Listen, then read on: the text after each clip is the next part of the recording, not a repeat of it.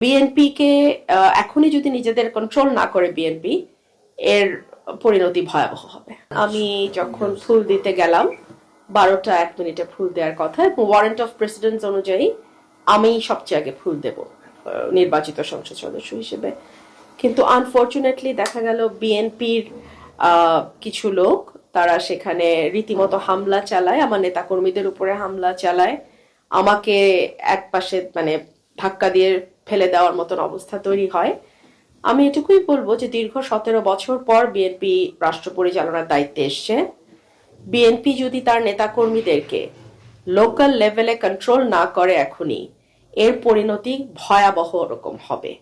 এবং যেহেতু দীর্ঘ 15 বছর একটা লম্বা সময় বিএনপির নেতাকর্মীরা নানানভাবে চাপে ছিল, লুকিয়ে থাকতে বাধ্য হয়েছে, তারা যখন এরকম একটা ভয়ঙ্কর হিংস্রতা নিয়ে পলিটিক্যাল পদের ব্যবহার করার চেষ্টা করে, এটা আমার মনে হয় দলের উঁচু পর্যায় থেকে বিষয়টি মনিটর করা এবং তাৎক্ষণিক ব্যবস্থা নেওয়া না হলে এটা দলের জন্য ভীষণ ক্ষতিকর হবে এবং সরকারের ভাবমূর্তিও ক্ষুণ্ণ হবে। সরকার মাত্রই এসছে, আমি আশা করব যে বিএনপি সরকার এবং দল হিসেবে এই ধরনের উচ্ছৃঙ্খল নেতা কর্মীদের ব্যাপারে তড়িৎ ব্যবস্থা নেবে।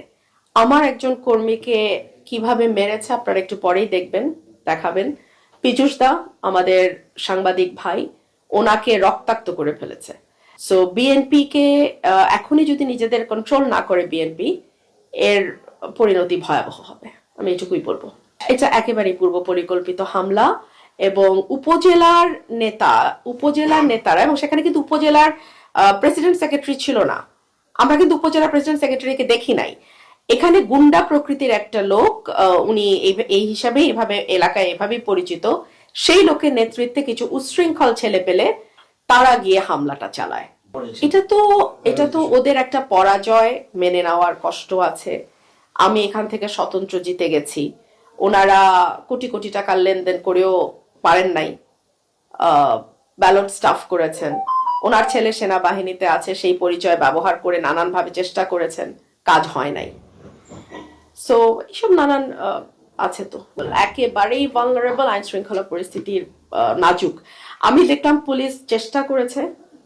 আর দেখুন, যখন সরকারি দলের নেতা কর্মীরা এরকম ভয়াবহভাবে তাণ্ডব চালায়, তখন আসলে 5-10 জন পুলিশ কিন্তু সেটা কন্ট্রোল করতে পারে না, চাইলেও পারবে না।